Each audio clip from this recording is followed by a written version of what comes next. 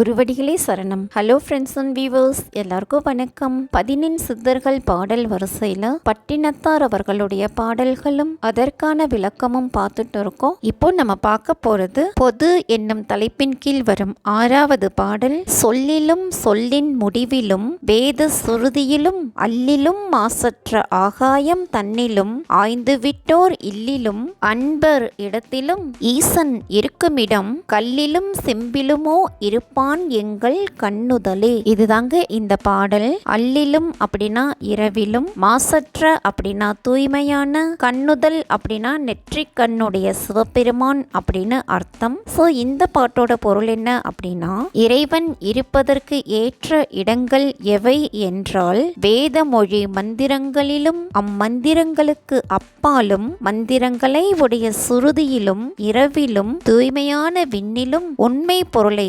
ஆராய்ந்தவரான துறவிகளிடமும் உண்மை அடியார்களின் மனத்திலும் ஆகும். என்னை ஆள்கின்ற என் இறைவன் ஊனக்கண்ணால் காண்கின்ற கல்லினால் ஆன சிலைகளிலும் செம்பு முதலிய உலோகங்களால் ஆன சிலைகளிலும் மட்டுமா எழுந்தருளி இருப்பான் அப்படின்னு கேட்டிருக்காரு. இதுதாங்க இந்த பாட்டோட பொருள். அடுத்தது பாடல் 7. வினை போகமே ஒரு தேகங் கண்டாய், வினைதான் ஒழிந்தால் தினை போதளவும் நில்லாது கண்டாய், சிவன் பாதம் நினைப்போரே மேவு, நினையாரை நீங்கி இந்நெறியில் நின்றால் உனைப்போல் ஒருவருண்டோ மனமே எனக்கு உற்றவரே. இதுதாங்க இந்த பாடல். தேகம் அப்படின்னா உடல், உற்றவர் அப்படின்னா உறவினர். சோ இந்த பாட்டோட பொருள் என்ன அப்படின்னா, என் மனமே நல்வினை தீவினைகளை அனுபவிப்பதற்கு உரிய இடமே உடல் ஆகும். இரு வினையின் பயனை அனுபவித்து விட்டால் இது பின்பு திணை அளவு சிறிதாயினும் உயிருடன் இருக்காது.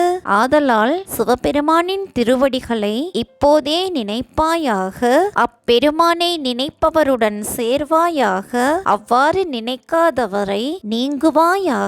நான் சொன்ன இந்த வழியில் நின்றால் உன்னை போல் சிறந்த உறவினர் எனக்கு யாரும் இல்லை அப்படின்னு சொல்லியிருக்காரு. இதுதாங்க இந்த பாட்டோட பொருள். அடுத்தது பாடல் 8. பட்டை கிழித்து பருவூசி தன்னை பரிந்தெடுத்து முட்ட சுருட்டி என் மொய் குழலால் கையில் முன் கொடுத்த கட்டியிருந்த கனமாயக்காரி தன் காமம் எல்லாம் விட்டு பிரிய என்றோ இங்கனே சிவன் மீண்டதுவே. இதுதாங்க இந்த பாடல். பருவூசி அப்படின்னா பருத்த ஊசி, மொய்குழலால் அப்படின்னா மனைவி. சோ இந்த பாட்டோட பொருள் என்ன அப்படின்னா, சிவபெருமான் கிழிக்கத்தகாத பட்டாடையை கிழித்து அதில் பருத்த ஊசி ஒன்றை செறித்து வைத்து சுருட்டி என் மனைவியிடம் அவற்றை தந்துவிட்டு சென்ற நிகழ்வானது நான் மணந்து கொண்ட மிக்க மாயத்தை உடைய என் மனைவியினிடம் நான் கொண்டிருந்த காம மயக்கம் முழுவதும் விட்டு நான் துறந்து போக வேண்டும் என்று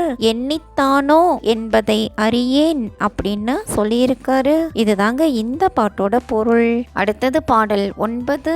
சூதுற்ற கொங்கையும் மானார் கலவியும் சூழ் பொருளும் போதுற்ற பூசலுக்கு என் செயலாம் செய்த புண்ணியத்தால் தீதற்ற மன்னவன் சிந்தையனின்று தெளிவதற்கோ காதற்ற ஊசியை தந்துவிட்டான் என்றன் கைதனிலே. இதுதாங்க இந்த பாடல். கலவி அப்படின்னா சேர்க்கை, காதற்ற ஊசி அப்படின்னா துளை இல்லாத ஊசி அப்படின்னு அர்த்தம். சோ இந்த பாட்டோட பொருள் என்ன அப்படின்னா, மான் போன்ற விழிகளை உடைய பெண்களின் சூதாடு கருவி போன்ற கொங்கையும் அவர் அளிக்கின்ற சேர்க்கை இன்பமும் தேடிய பொருளும் இரத்தற்கு உரிய காலத்தில் அவை என்ன உதவியை செய்யும்? ஒன்றும் இல்லை. யான் முன் செய்த நல்வினை காரணமாக என் உள்ளத்தில் உணர்ந்து கொள்ள வேண்டும் என்று தானே தீமை சிறிதும் இல்லாத மன்னனான இறைவன் எளியேன் கையில் ஆடை கிழியும் போது தைப்பதற்கு உதவாத துளையற்ற இந்த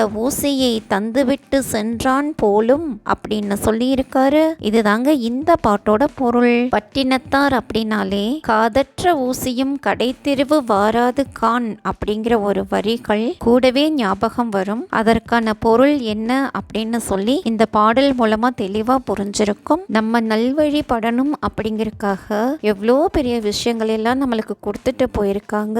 எண்ணிலா கோடி சித்தரிசி கணங்கள் திருவடிகள் போற்றி போற்றி. அடுத்தது பாடல் 10. வாதுற்ற தின்புயர் அண்ணாமலையர் மலர்பதத்தை போதுற்ற எப்போதும் புகழு நெஞ்சே இந்த பூதலத்தில் தீதுற்ற செல்வம் என் தேடி புதைத்த திரவியம் என் காதற்ற ஊசியும் வாராது காணும் கடை வழிக்கே. இதுதாங்க இந்த பாடல். பூதலத்தில் அப்படின்னா மண்ணுலகில், திரவியம் அப்படின்னா பொருள். சோ இந்த பாட்டோட பொருள் என்ன அப்படின்னா, என் உள்ளமே திருமாலும் பிரம்மனும் தம்முள் சொற்போர் செய்து அடிமுடி தேடுவதற்கு காரணமான திண்மையால் உயர்ந்த திருவண்ணாமலையில் கோவில் கொண்டிருக்கும் நம் சிவபெருமானின் செந்தாமரை மலர் போன்ற திருவடியை காண அவர் முன்பு சென்று எப்போதும் வணங்குவாயாக.